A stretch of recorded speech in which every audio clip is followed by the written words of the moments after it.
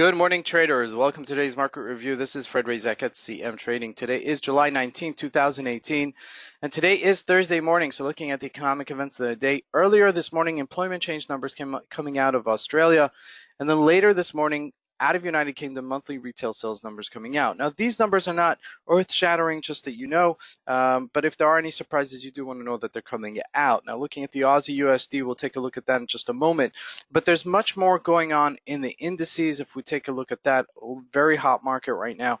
Now, let's take a look at what's been happening. So we're first going to take a look at the Forex symbols. We're trading here at the EURUSD on a 4-hour chart at 1643. Now we capitulated down at 1621, made that double bottom, and then bounced off of it. But we're not looking very resilient here. Okay, so if we do falter this bounce, okay, we could see ourselves back into the 1621 or even lower. Okay, now this is all coming on the back of, the tariffs that are being imposed on the EU, and the EU imposing tariffs on the United States, and this is all being played out, as the currencies are being traded.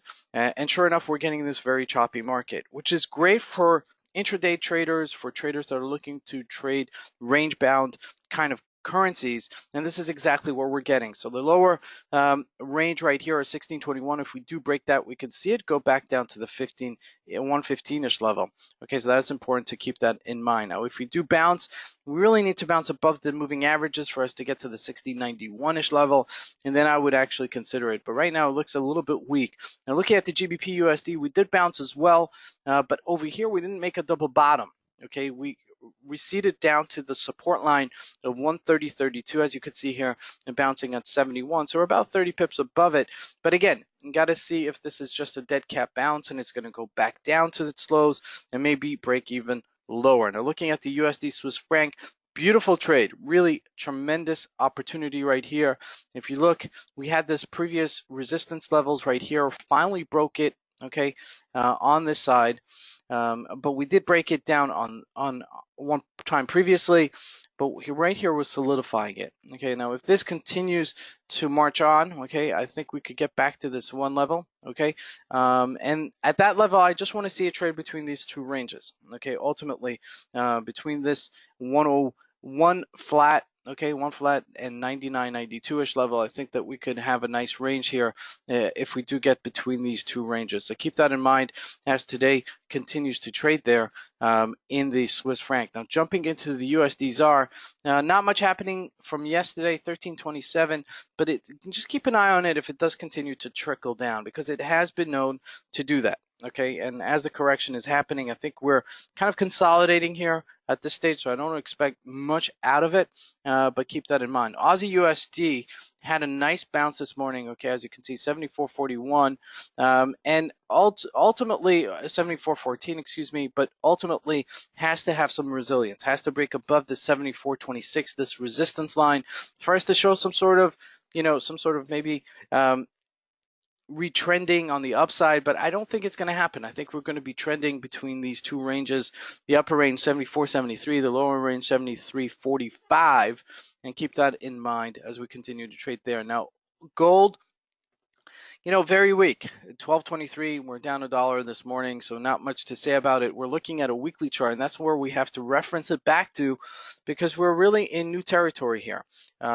This particular commodity has gotten weaker, and really what's nice about it is it does trade the technical levels. So we're trading right here at 12.23. I did say that we may get to 12.12. And sure enough, we may still see that. All right, now if we do break 12.12, then that means we could get back to the 11.80, 11.40-ish level. Now, looking at the indices and looking at the economies around the world, things are doing well. Okay, so this really should be in the low 1100s, to tell you the truth. Okay, just the thing that is disconcerting about the markets right now is that some of the geopolitical issues that are around the world right now are a little bit questionary. So I think that that's the only reason that the commodity has been trading at these levels, because normally gold is a haven where the markets are a little bit questionable. Okay, when there's a little bit volatility or sell-off in the indices and the rest of the market, gold usually rallies. But as you can see that the markets have been rallying, so gold is naturally selling off. Now looking at oil, we finally capitulated down to 67.44 yesterday and bounced off of it nicely, 68.72 after we got the weekly inventory numbers coming out. So my real next resistance is 69.14. I do believe that we will be trading between the 69.14 and 67-ish level, okay? So it might be a decent spot to actually look to short it right here after this massive bounce. But just be aware of it, okay? It is volatile, and there are opportunities in it. And I think that it's just, you know, this little short covering was exactly that, just a short covering. So, you know, with that said, keep that in mind. Now we're going to jump into the DAX before we get to the Dow and the Nasdaq. But as you can see, we broke above this 12,641. Nice breakout right there. So it looks like it's coming back. It looks like there's some resilience to the DAX. And at these levels, we can continue. If we do continue, we could certainly get into the 12,857. We are headed into some resistance level right here. So if we do see some turbulence and a little bit of a sell-off, that's to be expected. Now, what was my previous resistance is my subsequent support, right? So 12,641, if we do sell off from 12,746, that would be my future support level, you know, if we do retrace a little bit. So keep this in mind, and keep this on the radar because the markets are coming back. Now, jumping into the Dow Jones, we traded at 25,163. We, you know, moved up a little bit higher yesterday. Nothing to really write home about, but we're inching up higher. Now, what's really taking us up higher is the Nasdaq. Okay, Nasdaq back to almost its all-time highs. We're only about 20 points off for our all-time highs. And we're really breaking out higher continuously, all right? We had a little bit of a sell-off yesterday. Now, it's really, like I said, it's really tricky when we're trading these breakouts, okay? Because ultimately, you know, it looks like it's going to take off, then it sells off a little bit and jiggers you out of the out of your position because, you know, it doesn't go right away, and then, you know, and then it takes it up higher, and then you by the time you got out, the move already made. So it's a little bit difficult.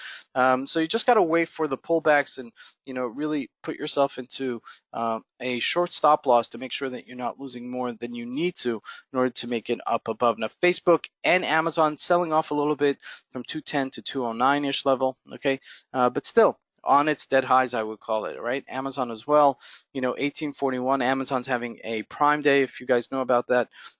Really fabulous marketing tool, and really taking over the world. I mean, this company has really done some amazing things. Now, another thing to really point out before we get to Bitcoin is the JSC. Okay, the JSE capitulated down here at 49,435, and this is really beautiful because it's really trading within the range. Okay, for some reason, summertime is range-bound time for the JSE. Okay, it's makes sense. Okay, because, you know, during the summer, less trading opportunities. So we're at that bottom of that range right here, capitulating at 50,166. I'd like to see some sort of, you know, bounce or some sort of rally. Okay, and let's see if we do get that. Okay, lastly, Bitcoin. Okay, now Bitcoin had a nice jump yesterday, 72.84. Kind of the jitters about, you know, where Bitcoin was going, I guess, is kind of put aside right now, and it's pretty much almost back to its levels of 7,800. Okay, closing on this gap down. Okay, several gap downs. Okay, and making back some money. So this may be a reversal, a future reversal for Bitcoin, where we may find ourselves back in the 8,000, 9,000 level. But this is really noteworthy right now. Okay, so you got to really pay attention to where it, you know, recedes back to, where it retraces back to for potential entry points. Okay, obviously 67-ish level would be a tremendous entry point. I don't think it's going to get back to that level so soon. I think it's going to get back to the 67-ish, 100-ish level, and then maybe take it up on the upside. So keep an eye on Bitcoin as this, you know, continues to trade. This is Fred Razak. I want to wish you guys a great trading day. Thank you.